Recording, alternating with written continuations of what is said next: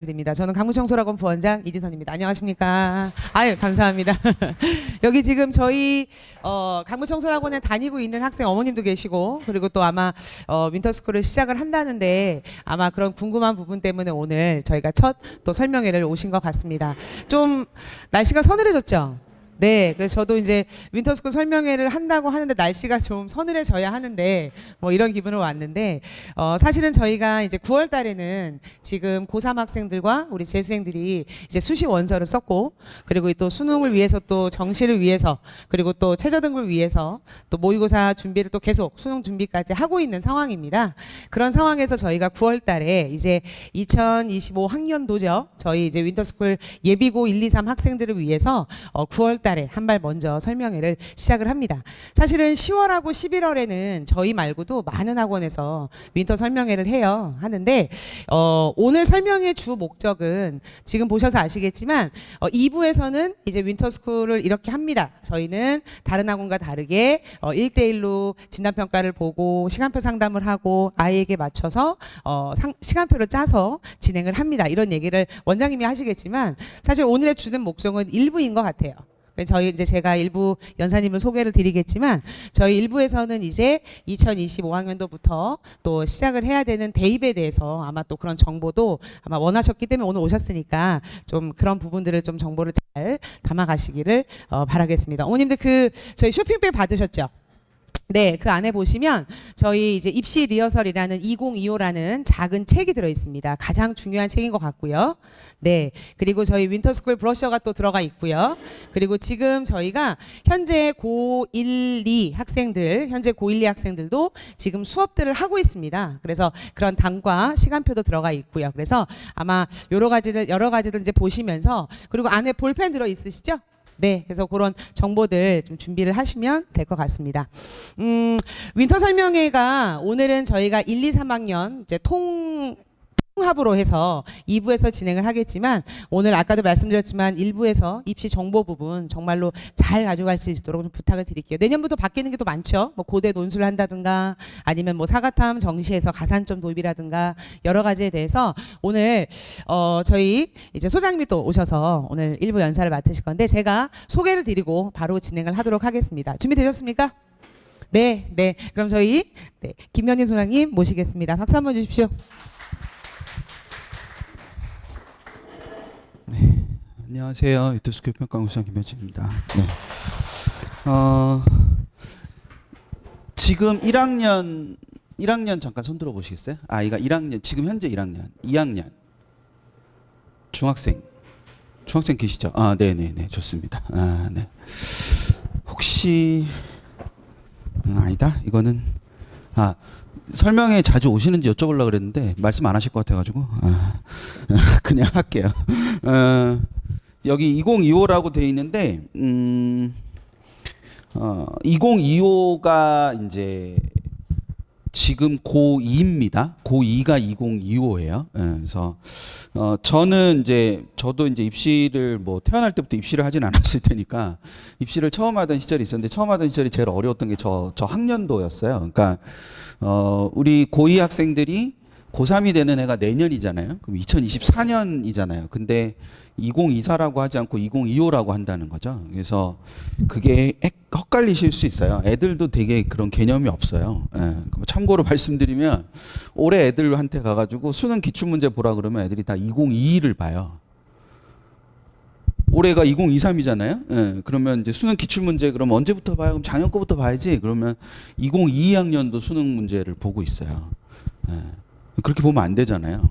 왜냐하면 얘들은 2024 입시고, 그러면 전년도 수능 문제는 2023 입시 수능 문제를 봐야 되는데, 그게 입시라는 거는 그 친구가 대학에 가는 학년도 기준이에요. 그러니까 2024인 친구들이, 그러니까 내년에 고3인 친구들이 대학생이 되는 게 2025니까 2025 입시라고 한다는 거죠. 그래서 아까 중학생 몇 분 계셨는데 중3이죠? 예. 혹시 중2 동생들이 있으시면 지금부터 밥 잘 먹이시고 뭐 하실 건 없고 그냥 건강하게 잘 키우시면 돼요. 중2가 되게 힘든 학년이라 그러니까 뭐 중2병 이런 게 아니라 가장 큰 변화가 생길 학년입니다. 지금까지의 입시 틀 자체에서 가장 큰 변화가 생길 학년이라서 제가 생각할 때는 거의 학력고사에서 수능으로 바뀌는 정도의 변혁이 일어나는 게 지금 중2들에게 해당하기 때문에 그래서 중2들은 지금 그걸 다 견디려면 지금 건강하게 잘 키우셔야 됩니다. 나중에 좀 커가지고 할 수 있게. 아직 어떤 상황이 벌어질지는 하나도 결정이 안 났어요. 결정 딱 하나 난 게 있죠. 결정 하나 딱 난 거는 고등학교 올라가서 6과목에서 8과목만 등급이 나오고 나머지 20개 넘는 과목은 등급이 하나도 나오지 않는다. 내신 등급이. 그러니까 6개에서 8개 과목은 1등급부터 9등급이 나오는데 나머지 과목은 하나도 나오지 않습니다. 뭐 단적으로 예를 들어서 확률과 통계라는 과목을 배우게 되는데 지금 아이들은 확률과 통계 똑같이 배우는데 지금 아이들은 확률과 통계가 등급 나오는 과목이거든요. 근데 중2들이 고등학교 갔을 때는 확률과 통계는 등급이 나오지 않습니다. 그런 변화가 생기기 때문에 그럼 당연히 대학에서 애들을 뽑을 때 등급이 없으니까 애들을 뽑을 수가 없잖아요. 수시에서. 그러니까 대학의 입시 자체가 변할 수밖에 없는 구조가 되겠죠. 그래서 큰 변혁이 생길 거기 때문에 그걸 생각을 해두시고 2025학년도에 그러니까 2025 그래서 그게 언제냐면 2028이거든요. 그러니까 2028이 굉장히 큰 변혁이 지금 준비가 돼 있고 그걸 발표하는 시기가 언제냐면 내년 2월입니다. 발표하는 시기가 아니라 이제 확정되는 시기가 내년 2월이에요. 내년 2월이니까 얘들이 중3 될 때 입시 안에 큰 얼개가 확정이 되는 거죠. 대학별들은 좀 다르게 나오겠지만. 그래서 이제 지금 여러 설이 있는데 그것들이 어떻게 될지는 좀 더 봐야 될 것 같고 그래서 2025, 2026, 2027 이 3년 동안은 큰 변화는 없을 가능성이 높습니다.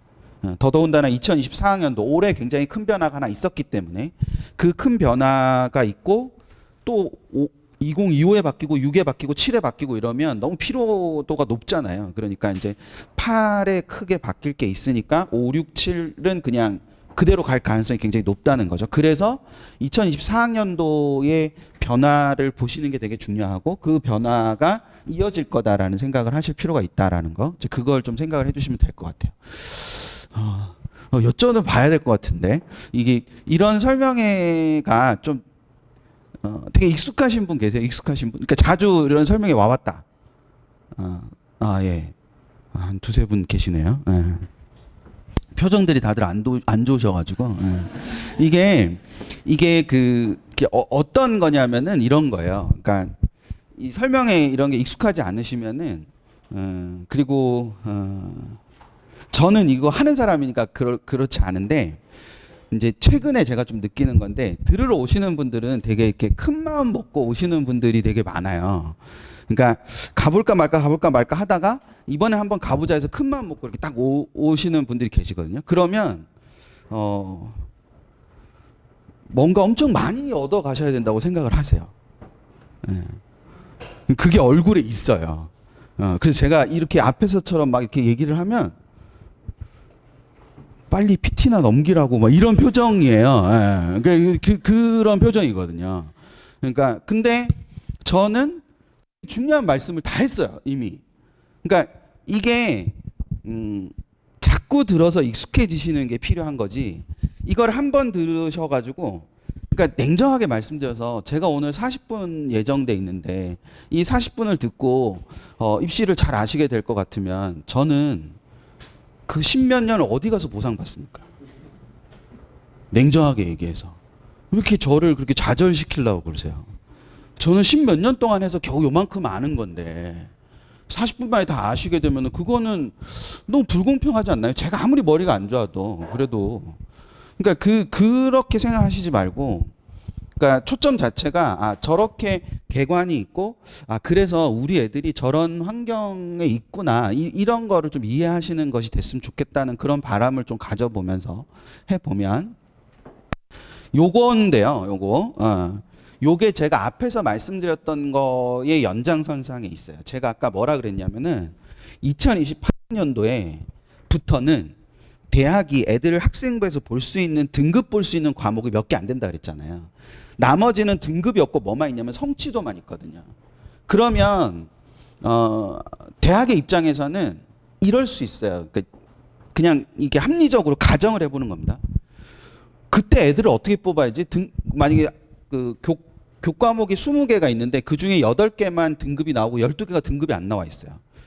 그럼 이 8개 등급만 가지고 애들을 줄을 세우는 게 어려움이 있잖아요. 그러면 나머지 등급 안 나오는 20과목을 어떻게든 활용해야 될 거잖아요. 근데 이걸 어떻게 활용하는지는 대학도 경험이 없단 말이에요. 그러면 대학이 정신이 제대로 박힌 대학이라면 무슨 생각을 해볼 수 있냐면 2024, 2025, 2026, 2027 4년 동안 저 진로 선택 과목이라는 거를 갖고 애들을 뽑아보고 걔들의 학점을 비교를 해볼 수 있죠. 무슨 말인지 이해되세요? 그러니까 이 기준으로 뽑은 애들은 학점이 이렇고 이 기준으로 뽑은 애들은 학점이 이렇고 그래서 가장 좋은 학점이 좋은 애들이 요 기준이더라. 그러면 2028부터는 이 기준으로 뽑을 수 있죠. 무슨 말인지 이해되시죠? 예. 그러니까 지금 현재 교육 과정에서는 공통 과목과 일반 선택 과목은 등급이 나오고 진로 선택 과목은 등급이 안 나온단 말이에요. 그럼 그 진로 선택 과목을 잘 평가를 잘 하면 우리가 2028에서 애들을 뽑을 수 있는 기준을 마련할 수 있겠구나라는 생각을 갖고 있는 앞서가는 대학들이 있단 말이에요. 그럼 그 대학들이 그 이전까지는 진로 선택 과목 같은 거를 별로 중요하게 안 보다가 2024, 2025에 가면서 갑자기 진로 선택 과목에 대한 관심이 굉장히 많아지는 대학들이 생겼어요. 그러니까 이게 2025나 2026에도 계속 갈 거란 말이죠. 더더군다나 얘네는 성취도가 3개밖에 없어요. A, B, C 3개밖에 없어요. 2028에는 A, B, C, D, E 5개가 나오거든요. 근데 이때는 3개밖에 없어서 그런 것들을 하려고 한다. 그래서 교과 전형에서는 A는 몇 점, B는 몇 점, C는 몇 점 이렇게 나누어서 반영을 하려고 하고요. 그 다음에 종합 전형에서는 당연히 성취도나 뿐만 아니라 원점수, 특히 원점수를 굉장히 중요하게 보죠. 최근의 대학들의 핵심은 원점수에 있다고 해도 과언이 아닙니다. 그러니까 아이들 학생부를 보다 보면 그러니까 중학교 학부모님들은 조금 다른데 고등학교 학부모님들은 아실 수도 있는데 원점수가 높고 낮음에 상관없이 등급은 원점수 높고 낮은 거에 상관이 없어요.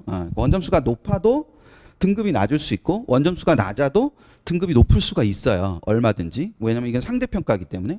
근데 원점수가 100점에 가까우면 가까울수록 그 친구 그만큼 노력을 많이 했다는 의미이기 때문에 그걸 평가해 주려는 움직임이 되게 많아요. 대학들이. 왜냐하면 이 학교 1등급과 이 학교 1등급이 같은 1등급이라고 보장 못 하잖아요.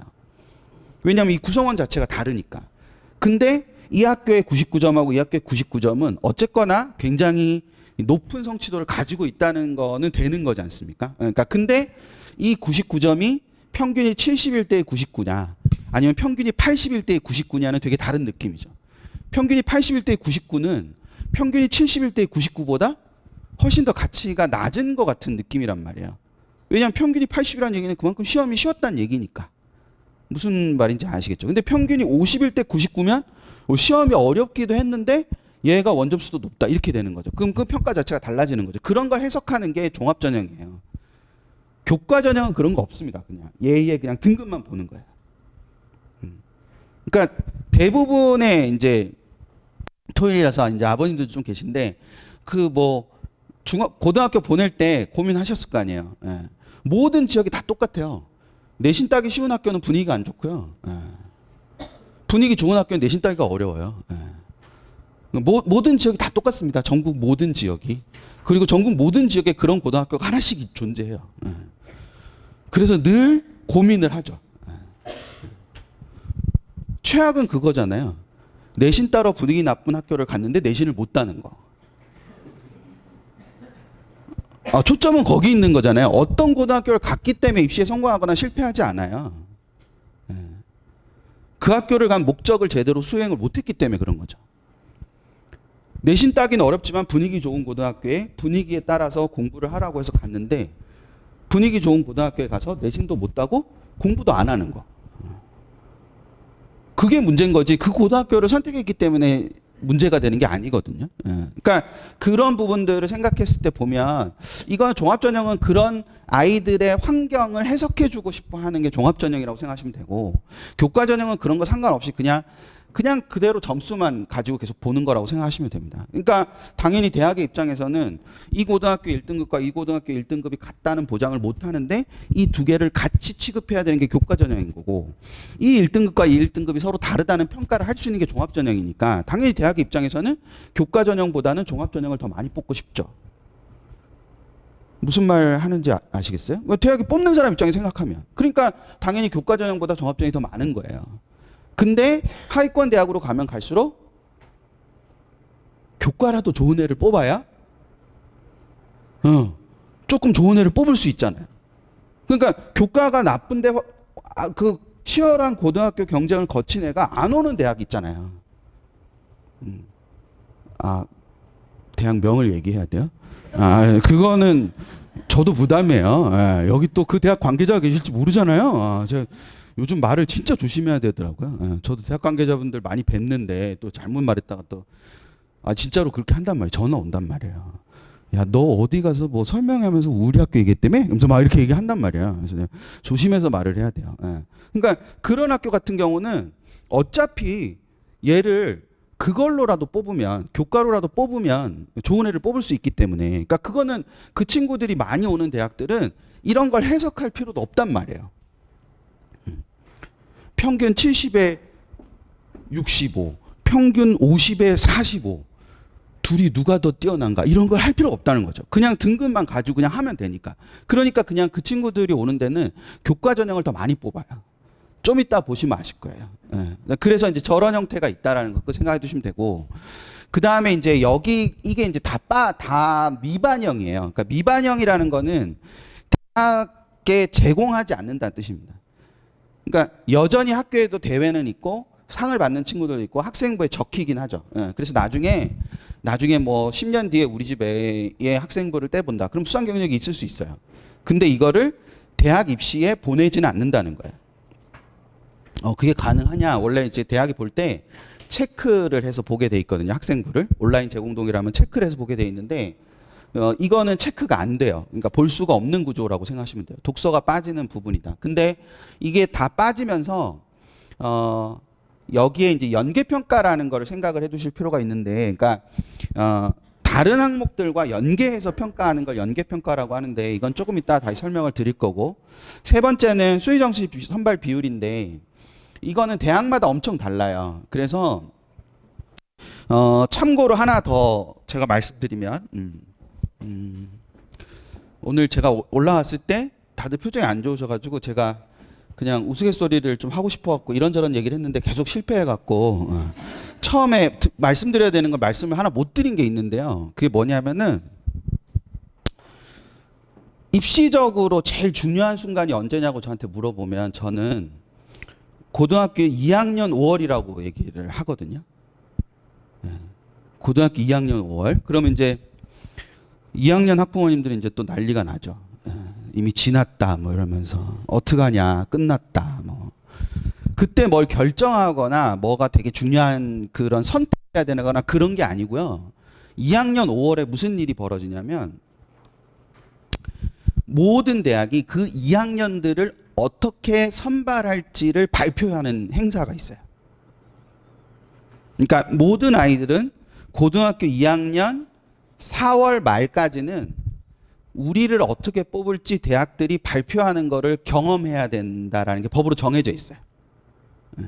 그걸 전형계획안이라고 하는데 입시에서 제일 중요한 건 대학별 전형계획안입니다. 그러니까 지금 고2 친구들은 대학이 어떻게 뽑을지는 없어요, 지금. 그러니까 고1 설명회를 예를 들어서 원장님이 저한테 야, 우리 고1 설명회 할 건데 와서 연사 좀 해라. 그러면 제가 원장님이 오라 그러면 웬만하면 오는데 그건 안 오거든요. 할 말이 없어요. 얘기하면 다 거짓말밖에 안 돼. 무슨 얘기냐면은 제가 하나 여쭤볼게요. 이거 뭐 오늘 분위기는 대답 안 하실 것 같으니까 그냥 속으로 대답해 보세요. 논술은 늘어나고 있는 것 같아요? 줄고 있는 것 같아요? 예, 논술은 줄고 있는데 그게 대학들의 의지 같으세요? 정부의 의지 같으세요? 예, 정부 의지예요. 근데 고대가 올해 5월에 전형 계획안을 딱 발표하면서 논술을 부활을 했단 말이죠. 아까 부원장님 말씀하신 것처럼. 그러면 우리가 전반적으로 알고 있기로는 전체적으로 논술이 줄어야 되는 게 맞는데 고대는 논술을 부활을 시켰어요. 그러니까 이게 대학별 전형 계획안이 나오지 않으면, 그러니까 작년까지는 고대를, 그러니까 올해까지는 너 목표가 어디야? 고대예요. 그래? 그래서 어떻게 하고 있어? 논술 준비 열심히 하고 있어요. 미쳤나? 뭐 이런 생각이 든단 말이에요. 고대는 논술 안 하니까. 근데 내년부터는 너 목표 어디야? 고대인데요. 뭐 하고 있어? 논술 준비합니다. 잘하고 있어. 뭐 이렇게 말이죠. 그러니까 그게 차이가 그렇게 다르기 때문에 전형 계획안을 보시는 게 진짜 중요합니다. 그래서 부탁을 드리자면 2학년은 다 나와 있잖아요. 그러니까 2025 전형 계획안이 다 나와 있는 거잖아요. 그래서 2025 전형 계획안을 1학년들은 아직 안 나와 있으니까 한 번쯤은 다운받아서 보시는 게 되게 좋습니다. 대학교 입학처에 가셔서 다운받으실 수 있어요. 요즘은 입학처들이 다 홈페이지를 다 가지고 있고 유튜브도 다 갖고 있고 다 있습니다. 그러니까 거기에 정보들이 되게 많기 때문에 그 2025 전형 계획안을 꼭 한번 다운받아서 보시는 게 필요해요. 예. 그래서 뭐 잘 모르시겠지만 입학처장이 보통 2년 임기인데요. 각 대학에 입학처장이 2년 임기인데 보통 연임을 잘 안 하려고 그래요. 너무 힘드니까. 예. 그래서 입학처장들이 이렇게 보통 이렇게 만나 뵙고 인사드리면 이렇게 표정으로 이제 알아요. 아, 이분은 1년 차구나, 이분은 2년 차구나 이런 걸 알아요. 그 1년 차는 되게 경직돼 있으시고요. 2년 차 때는 저 이제 끝이에요 이런 표정이에요. 그래서 너무 시원해가지고 막 그런 표정인데 그 한때 입학처장의 트렌드는 공대 교수님들이었거든요. 근데 요즘 다시 경영대 교수님들로 바뀌고 있어요, 트렌드가. 근데 하나같이 다 마케팅 전공들로. 그러니까 그게 뭐냐면 입학처를 입학 홍보처라고 부르거든요. 그러니까 그게 또 이제 이게 마케팅에 되게 중요하다는 걸 알게 된 거죠. 예, 그래서 그런 식으로 가서 그 입학처 홈페이지가 되게 잘 돼 있습니다. 그러니까. 그래서 그 입학처 홈페이지를 되게 많이 활용하실 필요가 있는데 2025학년도 전형계획안을 기준으로 보시면 이렇게 돼 있어요. 여기 이런 표를 보실 때 뭐부터 보시는지 모르겠는데 이 밑에 색깔부터 보셔야 돼요. 밑에 색깔부터 보시면 빨간색으로 되어 있는 게 4년제 전국 4년제 대학입니다. 그리고 이렇게 파란색 계열로 되어 있는 게 수도권, 그 다음에 노란색으로 되어 있는 게 비수도권이에요. 그래서 그냥 한번 잘 쫓아서 체크를 해보세요. 빨간색의 1등을 찾으면 저게 선발 비율이에요. 그러니까 전체를 100으로 잡았을 때 얼만큼 선발하냐. 빨간색의 1등을 가면은 교과죠.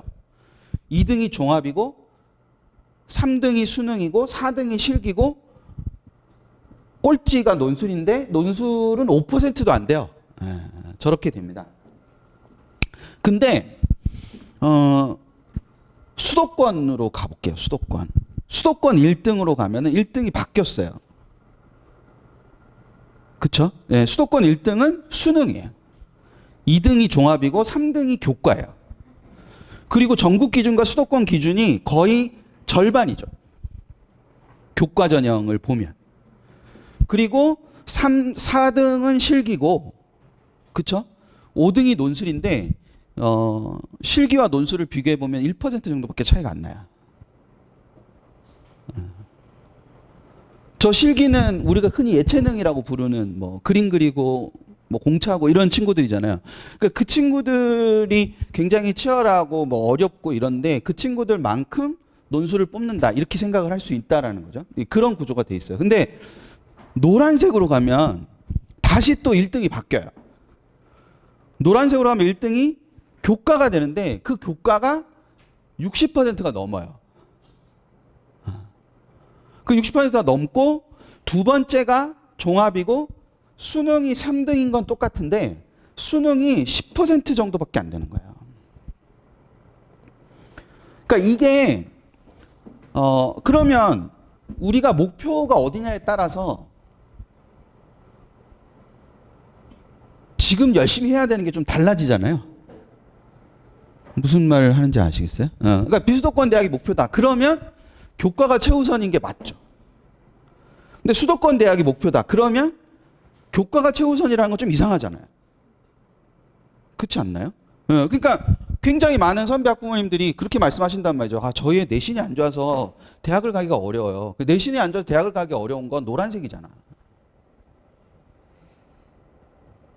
그렇지 않나요? 노란색이 내신이 안 좋아서 대학을 못 가는 거죠. 정확히 말하면 진짜 재수 없지만 정확히 말하면 잘하는 게 아무것도 없어서 못 가는 거예요. 내신이 안 좋아서 대학을 못 가는 게 아니고. 그러니까 그런 부분을 생각하시는 게 되게 중요해요. 여기 이런 건 안 궁금하세요? 여기 이 통계에 사용된 대학이 몇 개일까 뭐 이런 거? 어차피 뭐 머릿속에 대학 몇 개 없으시니까. 아까 중학생이라고 아까 손 드신 분들은 뭐 한 5개 안 되죠, 지금 대학이. 5개 안 될 거고. 고2는 그래도 좀 될 걸요. 한 뭐 12개, 13개 이 정도는 될 것 같은데. 고2는 그 정도 되지 않나? 그 정도 되시면 돼요. 내년 이맘때쯤 되면은 진짜 많다는 거 아시게 될 거예요. 그러니까 2학년 학부모님들 내년 이맘때쯤 되면 내년 6월만 딱 지나도 맞네. 다 먹고 사나? 뭐 이런 생각이 들어요. 근데 9월에 딱 수시 원서 접수 딱 끝나고 나면은 진짜 많구나. 그리고 수능 딱 끝나고 나잖아요. 그러면 그동안 아무 생각 없이 지나시던 그 동네 대학들 있죠.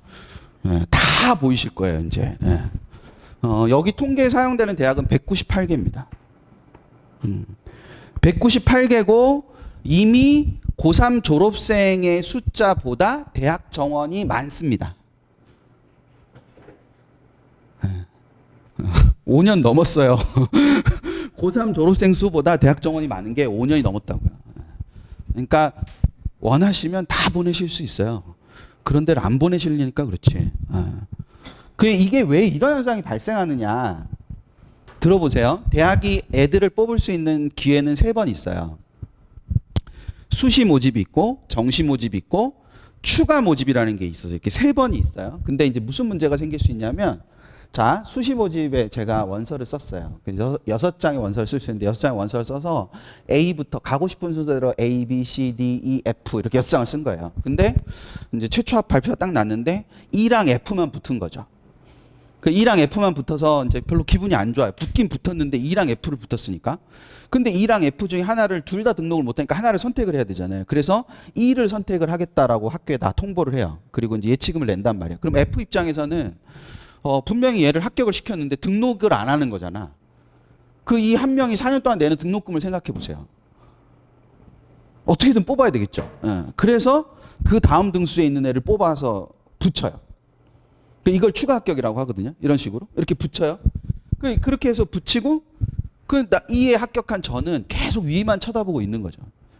근데 합격자 발표를 할 수 있는 마지막 날 6시까지만 발표할 수 있는데 5시 59분에 B에서 전화가 온 거예요, 저한테. 그래서 너 올래? 뭐 이렇게 얘기한 거죠. 그럼 제가 뭐 당연히 가죠. 그러고 B를 등록하겠다고 하고 다음 날 E에 전화해가지고 저 안 갈 거예요 이렇게 얘기를 하는 거죠. 그럼 이 입장에서는 완전 뒤통수를 맞은 거죠. 이제 학교에서 발표도 못 하는데. 그러면 이 한 자리를 정시로 넘겨서 뽑아요. 그래서 정시는 원래 계획했던 것보다 항상 많이 뽑아요. 서울대 의대랑 서울대 경영을 제외하고. 그럼 어딜 붙어야 거기를 안 가겠어요. 그러니까 거기는 똑같이 가죠. 근데 나머지는 다 더 많이 뽑는 거예요. 그럼 정시도 3장 쓰니까 똑같은 일이 벌어질 거 아니에요. 그럼 정시에 똑같이 그런 일이 벌어지면 어느 순간에 또 못 뽑은 애가 생기죠. 그럼 그걸 2월 21일부터 추가 모집을 해요. 근데 그걸 무진장 할 수가 없는 게 3월 2일 날 개강을 해야 되잖아. 그러니까 그것도 2월 27일이 끝이거든요. 그러면 그때 못 뽑은 애가 또 생기는데 그럼 그걸 어떻게 하냐. 제가 아까 전형계획안 나온다 그랬잖아요. 그 2년 뒤에 얹어서 뽑을 수 있어요. 그래서 해마다 대학 정원이 다른 거예요. 근데 그래서 예를 들어 성균관대 정도 되는 급의 대학은 수시에서 못하면 넘기고 정시에서 뽑고 정시에서 결혼이 생기면 추가 모집하는 게 쪽팔리니까 그냥 2년 뒤에 얹어서 뽑아요. 성균관대는. 그렇게 합니다. 절대 추가 모집 안 합니다. 추가 모집을 한다는 건 이미 이 대학의 선호도가 낮다는 뜻이니까. 그래서 안 한단 말이에요. 왜냐하면 2년 뒤에 성균관대가 없어지지는 않을 거니까. 근데 지방에 있는 대학의 입장에서 2년 뒤에 이 학교가 있을지 없을지도 모르잖아요. 그러니까 무조건 일단 앞에서 땡겨서 뽑아야 여기서 한 번 넘기고 한 번 넘길 기회가 생기지. 이걸 덜컥 정시부터 막 늘려놨다가는 넘기는 기회가 한 번밖에 없고 2년 뒤로 무조건 넘겨야 되잖아요.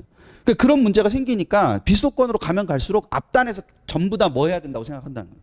앞단에서 땡겨서 뽑아야 된다고 생각을 하는 거예요. 그래서 비율이 저렇게 증가를 하는 거예요. 그러니까 정시를 늘릴 수 있다는 것 자체가 이미 학교의 급이 뭐하다는 뜻이라는 거예요. 높다는 뜻일 거라는 거예요. 그래서 수도권이 지금 33.2%잖아요. 근데 저희가 흔히 서울 소재 상위 15개 대학이라고 부르는 대학이 있어요. 그러니까 서울에 존재하는 상위 15개 대학, 숙대까지죠. 예, 그 15개 대학의 정시는 40.8% 정도 되는 거예요. 그러니까 여긴 더 높아지는 거죠. 교과는 아까 기억나시는지 모르겠지만 비수도권 대학, 수도권 대학들의 교과가 20%대였거든요. 근데 10%대로 줄잖아요. 결정적으로 4등이 바뀌었어요. 잘 보시면 4등이 실기가 아니라 뭐가 4등이에요? 논술이 4등인 거죠. 지금 앞에 그래프에서는 전부 다 꼴찌가 논술이었고 4등은 실기였는데 서울소재 상위 15개 대학으로 가면은 4등이 논술로 바뀌는 거예요. 그러니까 논술이 굉장히 유효한 전략이 될 수 있는 구조가 된다는 거죠. 저게 엄청 다른 시각입니다. 근데 교육부가 발표하면서 서울소재 상위 15개 대학을 발표하는 것도 웃기잖아요. 전국 대학이 이렇다라고 얘기를 해야지. 그러니까 맨날 수시가 많다라고 얘기를 하는 거고. 수시가 80% 최대 뭐 이렇게 얘기를 하는 게 전국 대학 기준으로 보면 그럴 수 있는 거죠. 근데 전국 대학을 다 가려고 하지 않는데, 그러니까 우리 애가 가려고 하는 대학은 여기인데 여기 안에서 봤을 때는 완전히 다른 거다. 그러니까 뭐를 주력으로 잡아야 되느냐는 생각을 되게 잘할 필요가 있는 겁니다. 아까 말씀드린 198개 대학 중에서 논술을 실시하는 대학은 해마다 약간씩 차이가 있지만 30개에서 33개 사이예요. 그 198개에서 30개에서 33개 사이니까 이게 많은 인원이라고 볼 수는 없죠. 예. 근데 15개 대학 중에서 논술을 실시하지 않는 대학은, 제가 지금 말이 바뀌었죠. 좀 전에 198개 중에 논술을 실시하는 대학이라고 제가 말씀드렸는데 15개 중에서는 실시하지 않는 대학이라고 제가 얘기를 하잖아요. 실시하지 않는 대학은 2025학년도부터는 서울대가 유일합니다. 2024까지는 서울대와 고대가 있었는데 고대가 이제 논술을 실시하니까. 그래서 그 부분입니다. 그리고 서울대 때문에 이게 10%가 안 되는 거예요. 딴 대학은 다 10%인데 서울대가 빠지니까 전체 인원으로 따지면 저게 10%가 안 되겠죠, 당연히. 논술은 최대 10%가 최대치예요. 정원에. 그게 10%를 딱 넘는 순간 그 대학 평가하는데 감점이 돼요. 고교 기여사업 평가라고 해서, 그래서 그게 감점이 되면은 지원금을 못 받아요, 대학이. 그리고 이게 10% 대학들이 그래서 대체로 9%에서 10% 차이를 맞추려고 하는 게, 그게 9% 10% 정도가 돼야 논술로 원서비를 받아서 채점자들한테 채점 그 용역비를 줄 수 있는 정도가 돼요. 이게 만약에 정원의 5%밖에 안 된다 그러면 그 돈도 안 나오는 거예요, 논술로. 그래서 대체로 대학들이 9% 10% 정도 이렇게 하게 되거든요. 그러니까 이런 것들을 생각을 했을 때 뭐에 초점을 맞춰야 되는지에 대한 생각을 좀 많이 하셨으면 좋겠다. 그래서 이렇게 내가 어디를 목표로 하느냐. 그럼 저걸 보면 궁극적으로 정시와 관계된, 그러니까 수능 중심이 굉장히 비율이 높다는 걸 아실 수 있을 거예요. 네, 어떻게 생각을 하면. 그러니까 10명 중에 4명이 뽑는 문이 있고 10명 중에 1명을 뽑는 문이 있는데, 제가 보기엔 10명 중에 1명을 뽑는 문 앞에 서서 문 좁다고 난리치고 있는 모양이라는 거죠. 10명 중에 4명 뽑는 곳에는 아무도 안 서 있고. 그런 차이를 좀 생각을 하시고 준비를 좀 하시면 좋지 않을까라는 생각이 듭니다. 이게 참고로 의회를 잠깐 보여드리면 저 표가 되게 어려워요. 되게 뭐 저도 이 표를 다른 분들한테 드리면 굉장히 뭐 어렵다고들 많이 하시는데 저는 되게 중요하게 생각하는 표입니다. 저는 경험상 저렇게 봤을 때 이게 여기 5개, 11개, 그럼 16개죠? 25개, 9개니까 25개, 그럼 14개니까 39개죠. 그쵸? 네, 39개. 전국에 39개 의대가 있습니다. 그 39개 의대가 있는데 왜 저렇게 나눴을까는 안 궁금하세요? 흔히 이걸 메이저 의대라고 불러요. 저 위에 있는 5개 대학을 메이저 의대라고 부르고,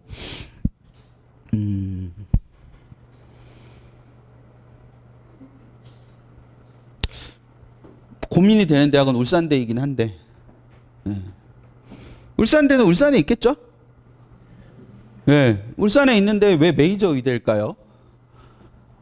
예, 아산병원 때문입니다. 근데 이제 주위에서 질투를 한 몸에 받는 울산대가 되다 보니까 그래서 찔렀죠. 주변의 학교들이. 울산대는 울산에 있는데 애들은 울산에서 공부를 안 하니까 이상해요. 이렇게 얘기를 한 거죠. 교육부가 실사를 벌였는데 애들이 울산에서는 잠깐 있다가 다 서울 아산으로 올라와서 공부를 하니까 너네는 이건 법령 위반이다. 그래서 울산에서 최소 2년 이상은 좀 공부를 해라. 그러니까 이제 애들이 안 가죠. 점수 엄청 낮았어요, 울산대가. 그래서 조만간 메이저 의대에서 빠질 가능성이 높습니다. 근데 그런 상황인데 저게 메이저고, 두 번째는 서울 수도권 의대입니다. 근데 서울 수도권 의대인데 왼쪽 맨 앞에 보시면 순천향대, 인제대, 한림대가 있는데 쟤네는 서울 수도권이 아닌데, 그쵸? 광원도에도 하나 있고, 뭐 충청도에도 하나 있고, 뭐 경상도에도 하나 있는 이런 애들인데 저렇게 놓은 이유는 쟤네는 애들이 삼용의라고 불러요. 그래서 이제 세 마리에 떠오르는 용이다. 그래서 의대 중에 점수가 올라가고 있는 3개의 의대라 저기 안에 포함되는 거고. 세 번째 그룹은 이제 국립대 의대, 지방 국립대 의대입니다. 네 번째 그룹은 지방 사립대 의대. 반드시 그렇진 않지만 저게 성적 순입니다, 사실은. 그러니까 메이저 의대 다음에 서울 수도권 의대가 있는 거고, 서울 수도권 의대 다음에 지방 국립대 의대가 있는 건데, 이제 얘네 둘은 좀 비슷하죠. 왜냐면 지방에 이제 국립대 의대를 선호하는 친구도 되게 많기 때문에 걔들이 안 올라오니까 좀 비슷한 상황이고, 지방 사립대 의대가 맨 마지막에 있고, 이렇게 있는데, 여기 지금 보시면 이 지역이라는 글자가 적혀 있는 게 있고, 여기 계신 어떤 분도 여기는 갈 수 없어요. 지금 이사가도 못 가요. 그러니까 이 특히 3, 4 그룹에 보면 비율 자체가 막 43%, 46%, 36% 이렇게 나오잖아요. 그러니까 이 대학들은 지역 할당이라는 게 있어서 정원이 있으면 정원에 얼만큼을 반드시 그 지역 출신으로 뽑아야 되는 규정이 있습니다. 그래서 그것 때문에 실제로 보면 이 의대 정원이 이렇게 다 있는 것처럼 보이지만 우리가 쓸 수 있는 정원은 그렇지 않다라는 걸 생각을 해볼 수 있고, 두 번째로는 이 지금 여기 전체적으로 보시면, 그래서 이걸 빼고 본 것 중에서 제가 비율은 어떻게 낸 거냐면은 지금 이거를 다 합쳐가지고 다 합쳐서 100%를 만든 거예요. 그럼 메이저 의대는 가장 높은 비율을 차지하는 게 종합전형이고, 두 번째 높은 지정을 차지하는 게 수능이죠. 그리고 지방 수도권 의대도 제일 높은 건 수능이고, 두 번째로 높은 게 종합이에요. 그리고 지방 국립대는 제일 높은 게 지역인재 수시고요. 두 번째 높은 건 수능이에요. 그리고 지방 사립대 의대는 제일 높은 건 역시 지역인재 수시고 두 번째 높은 게 수능입니다. 근데 수능의 비율이 지방 국립대보다 더 높죠. 지역인재 수시의 비율이 지방 국립대보다 낮아요. 그러니까 뭐냐 하면 애들이 지방 국립대 정도면 수시로 의대를 쓰지만 지방 사립대까지는 쓰지 않는다는 거예요. 수시로 다 위에 대학을 쓴다는 거죠. 그러니까 수시로 좋은 자원을 확보하기 어려우니까 많이 안 뽑는 거예요. 반면 그래서 수시에서 못 들어간 애들이 정시에서 좀 더 많이 뽑는 것이 이 대학들 입장에서는 좀 더 우수한 자원을 뽑을 수 있을 거라고 생각해서 정시 비율이 얘네보다 높은 겁니다. 그러니까 이 인원을 통해서 그런 걸 알 수 있는데, 저기서 제가 드리고 싶은 말씀은 이 6개 전형 중에서 가장 선발 비율이 높은 것과 두 번째 높은 걸 색칠을 해봤더니 모든 그룹에 수능이 다 들어가더라고요. 그러니까 의대를 가는 데 있어서도 가장 핵심적인 전략이 돼야 되는 게 뭐일 수 있다. 수능 위주 전형일 수 있다라는 생각을 해야 된다는 거죠. 그러니까 그 부분에 대한 초점을 왜 이런 거를 보여드리는지에 대한 이해를 잘 하셨으면 좋겠습니다. 제 생각에는. 그러니까 그 부분들을 염두에 두시고 생각을 하시고, 2025학년도 아까 이제 2024학년도에 변화가 있고 그 변화가 이어진다고 했었는데, 그게 이제 2025학년도에 나타나 있는 거를 보면, 아까 제가 진로 선택 과목의 평가 실험을 굉장히 많이 한다고 말씀드렸죠. 그러니까 이제 저거는 이제 하나만 더 이해를 돕기 위해서 제가 말씀을 드리면, 2022학년도에 수능이 바뀌었는데, 그러니까 수능에 이제 계열 통합형 수능이라는 걸 봐서 수학을 예전에는 가형과 나형을 나눠서 시험을 보고 애들이 각각 시험을 다르게 봤어요. 그러면 이게 성적을 평가할 때 가형은 가형끼리, 나형은 나형끼리 등급을 매겼어요. 근데 2022학년도부터는 확률과 통계와 미적분과 기하를 시험 보는 애들이 나눠서 시험을 보는데, 얘들을 다 합쳐서 등급을 매겨요. 그러니까 이게 무슨 의미가 되냐면, 가형과 나형을 나눠서 볼 때는 수학 응시자 중에 한 30% 정도가 가형을 보고 35% 정도가 가형을 보고 65% 정도가 나형을 봤거든요. 그러면 그 65% 인원의 4%에 해당하는 애를 1등급을 주는 거고, 35%에 해당하는 인원의 4%를 1등급을 주는 거니까 1등급이 둘이 이렇게 나뉘어지잖아요. 근데 확통, 미적, 기하를 합쳐서 본다는 얘기는 이 100% 안에서 1등급을 뽑는다는 뜻이 되는 거예요.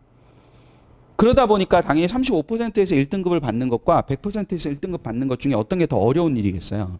35%에서 1등급 받는 게 더 어려운 일이겠죠. 따라서 가형을 원래 선택했어야 되는 아이들이 이게 합쳐지니까 1등급을 받을 확률은 상대적으로 더 높아지게 된다. 이렇게 해석을 할 수 있는 문제가 생기는 거죠. 그러면 나형, 기존에 나형을 하던 애들은 걔들이 들어오게 되면서부터 예전에 1등급이었는데 지금 1등급이 아닌 상황이 될 수도 있다는 거죠. 그래서 그런 부분을 대학들은 그렇게 깊게 생각하지 않아서 2020년에 2022 전형 계획을 펼쳐내면서 그런 고민을 전혀 하지 않았던 거예요. 그래서 수능 최저나 이런 것들을 예년과 똑같이 2022학년도에도 발표를 한 거죠. 근데 이걸 한번 발표하면 쉽게 못 바꾼단 말이에요. 그래서 2022학년도에 수능이 끝나고 난 다음에 인문계열 애들이 대거 못 맞췄어요, 최저를. 그래서 그러면 우리가 최저를 좀 낮춰야 되겠는데 라고 생각을 해도 2022가 끝났어도 2023에 그걸 못 바꾸잖아. 아니 2023은 벌써 발표했으니까, 작년에 발표했으니까, 아까 전형계획안을 발표한다 그랬잖아요. 그러니까 제일 빨리 적용할 수 있는 게 2024밖에 안 되는 거예요. 근데 대학들이 이거는 한 해를 더 지켜보자 라고 생각을 하고 한 해를 더 지켜봤는데 2023도 똑같은 결과가 생기니까, 그러니까 2025 전형계획안 할 때부터 이런 일이 일어나는 거예요. 수능 응시 지정과목 폐지라는 저런 일이 나타나는 거예요. 그러니까 자연계는 무조건 미적 기하를 해야 되고 과탐을 해야 된다고 지정을 해놨다가 이거를 풀어서 다 같이 봐야 되겠다라는 생각을 하게 된 거죠. 그래서 그 대신에 이게 이렇게 되는 대신에 계열별 사과탐 가산점이라 그래서 우리 학교 인문계열로 올 때는 사탐에, 우리 학교 자연계열로 올 때는 과탐에 가산점을 주는 제도로 바꾸는 거예요.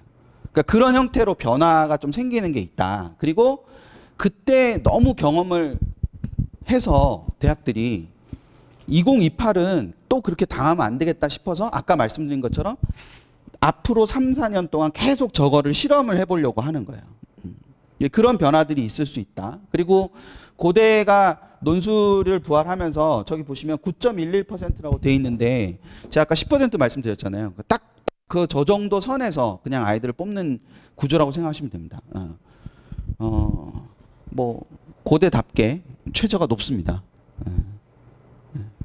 고대 경영은 최저가 아주 높아서 그걸 맞추면 정시로도 갈 것 같은데 그거를 수시를 왜 쓰나 싶은 그런 정도가 됩니다. 그리고 성균관대가 다군 모집을 하는 건 되게 큰 의미가 있어요. 그러니까 뭐 아시는 분들도 계실 수 있지만 이게 정시는 세 장의 원서를 쓸 수 있는데 사실은 세 장이 아니라 그냥 한 장 쓸 수 있는 거랑 같아요. 그러니까 군별로 한 장을 쓰는 거기 때문에 가군 한 장, 나군 한 장, 다군 한 장 이렇게 쓰는 겁니다. 그리고 대학들이 군을 정해서 그 군 안에서만 모집을 합니다.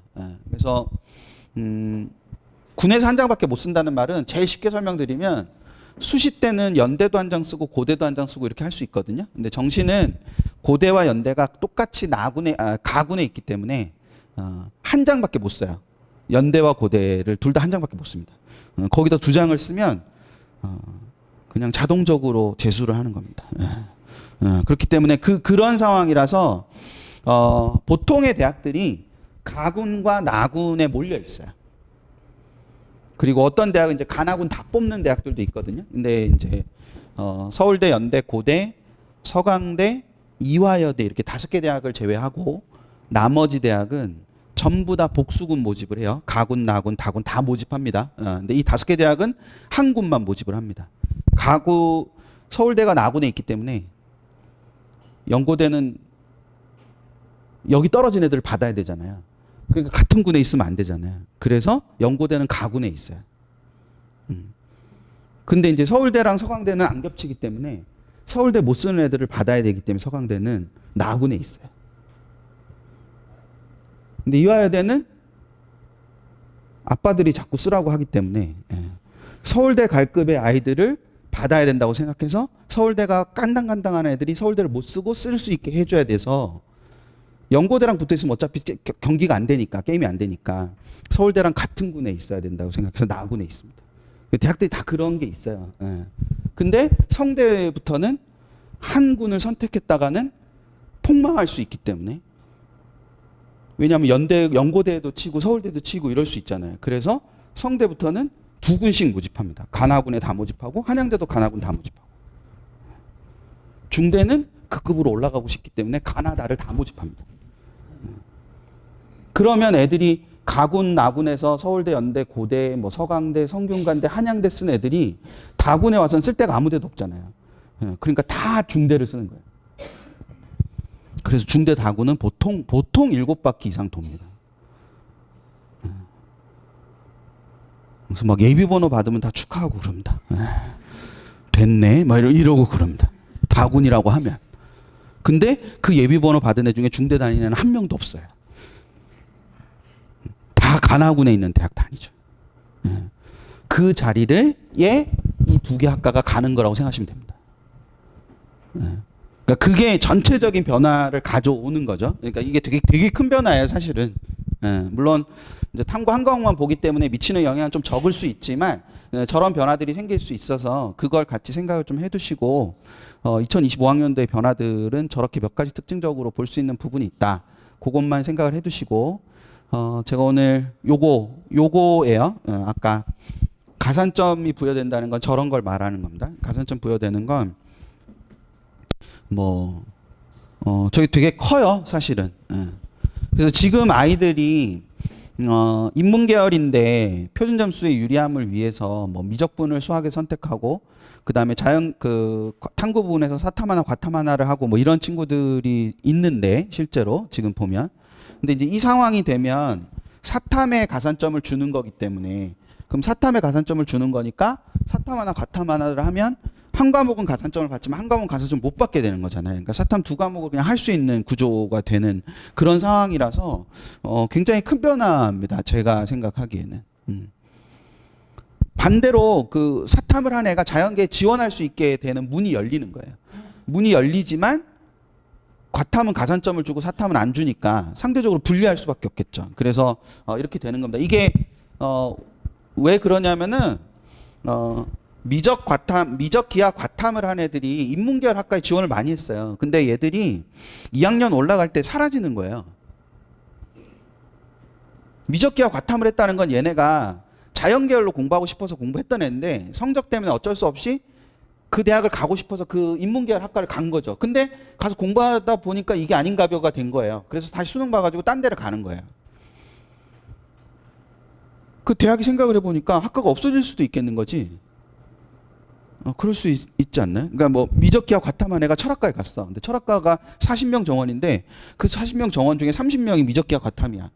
근데 그 30명이 다음 2학년에 다 사라졌어. 10명밖에 안 남았어. 그럼 대학 입장에서는 얘네를 계속 학과를 유지하기가 되게 어렵잖아요. 대학이 뭐라는 표현을 썼냐면 학문보호 차원에서라는 표현을 썼거든요. 그러니까 얘네를 그냥 사탐으로 다 받자 이렇게 되는 구조라고 생각하시면 됩니다. 그러니까 그런 변화가 나타나고 있다라는 것도 같이 생각을 좀 해두시면 될 거예요. 마지막으로 요거 하나만 제가 설명드리고 요거 하나만 잠깐 말씀드리고 여기서 뭐 강북 지역에도 설명이 많아서 뭐 들으신 분도 익히 들으신 분도 계실 텐데 수상 경력이나 독서나 동아리가 없어져요. 그러니까 반영이 안 돼요. 그러면 굉장히 많은 분들이 내신이 굉장히 중요해질 거다. 뭐 또는 내신이 핵심적인 것이 될 거다. 그 말이 아주 틀린 말은 아니지만 내신이 절대적이라고 말할 수는 없고 오히려 어떤 시각을 가지고 계시는 게 필요하냐면 저 세 가지가 왜 없어질까를 생각해 보셔야 되거든요. 그러니까 동아리 중에서도 유독 자율 동아리가 없어지는 이유가 뭘까? 그러니까 저 세 가지가 없어지는 이유는 저 세 가지는 결론적으로 말씀드리면 교사의 직접적인 관찰이 불가한 영역입니다. 저 세 가지의 공통점은 거기 있어요. 그러니까 독서는 애들이 이런 책 읽었어요라고 선생님한테 얘기해서 하면 선생님이 써주지만 그 책이 너한테 어떤 의미니 이런 거 물어보시지 않거든요. 원래 수상을 집어넣었던 가장 큰 이유는 어떤 아이가 그 상을 받기 위해서 얼마나 그 노력을 하면서 그 노력의 과정에서 아이가 성장한 거를 가치를 평가해 주겠다는 건데 어느 순간부터 그 친구가 노력을 통해서 그렇게 올라가는 건지 아니면 원래부터 잘난 건지를 모르는 거잖아요. 선생님들이 그런 걸 알 수가 없고. 그리고 동아리 중에서 창체 동아리가 있고 자율 동아리가 있는데 유독 자율 동아리가 문제인 것은 창체 동아리는 선생님들이 좀 더 많이 관여를 하게 되지만 자율 동아리는 선생님들의 관여가 적단 말이에요. 그러니까 관찰이 안 되죠. 그러니까 저 세 가지가 없어지는 가장 핵심적인 이유는 어디에 있냐? 교사의 직접 관찰이 불가하기 때문에 없어지는 거라고 인식하셔야 돼요. 역으로 바꿔서 말하면 지금 학생부에 남아있는 건 다 뭐라는 뜻이죠? 교사의 직접 관찰이 가능한 것만 남아있다는 뜻이죠. 따라서 선생님한테 우리 아이가 선생님한테 나를 잘 보이는 게 되게 중요하다는 거예요. 잘 보인다는 게 굿이라는 뜻이 아니고 클리어라는 뜻인 거죠. 그러니까 좀 더 잘 보여줘야 된다. 그러니까 내가 뭘 하고 있는지를 알려줘야 된다는 거죠. 선생님들한테. 내가 이런 걸 잘해요라고 말을 하는 게 아니라 내가 이런 걸 하고 있어요라고 알려줘야 된다는 거예요. 그래서 지금의 제일 중요한 포인트는 뭐냐면 선생님들과 얘기를 많이 할 수 있는 아이들이 굉장히 필요한 겁니다. 지금은. 그 선생님과 얘기를 많이 한다는 거는 단순히 그냥 뭐 얘기를 많이 한다는 게 아니라 뭘 한다는 거냐면 질문도 많이 할 수 있는 거고 그러니까 상의를 많이 할 수 있는 게 되게 중요합니다. 아이들이 선생님들과. 그래서 지금 가장 중요한 포인트가 거기 있다는 걸 생각을 되게 잘 하실 필요가 있다. 제가 그런 예를 드는데 어떤 모임에 후배가 들어왔는데 그 후배가 2명이 들어왔는데 한 명은 혼자서 척척척 잘하는 애고 한 명은 뭐 할 때마다 와서 물어보는 애가 있어요. 우리 학부모님들이 생각해 보시면 그러니까 모임에 2명이 새로 들어왔는데 한 명은 뭘 할 때마다 와서 물어봐서 되게 귀찮고 한 명은 혼자 알아 척척척 잘해요. 누가 더 정이 갑니까? 혼자 알아 척척척 잘하는 애는 혼자 알아 나 없어도 잘 살 것 같잖아. 근데 맨날 와서 물어보는 애는 내가 없으면 죽을 것 같잖아요. 선생님은 왜 그럴 거라고 생각 못 하세요? 선생님이 나중에 학년 말에 세특 쓸 때 누가 기억에 나겠습니까? 그러니까 애가 그런 애가 될 수 있는 게 되게 중요하다는 걸 생각을 하셔야 돼요. 그래서 학부모님들한테 부탁드리면 애들 앞에서 절대 학교욕을 하시지 마세요. 그럼 애들이 교무실 안 갑니다. 그러니까 그 부분을 생각을 많이 하시고 좀 보시면 되지 않을까 싶습니다.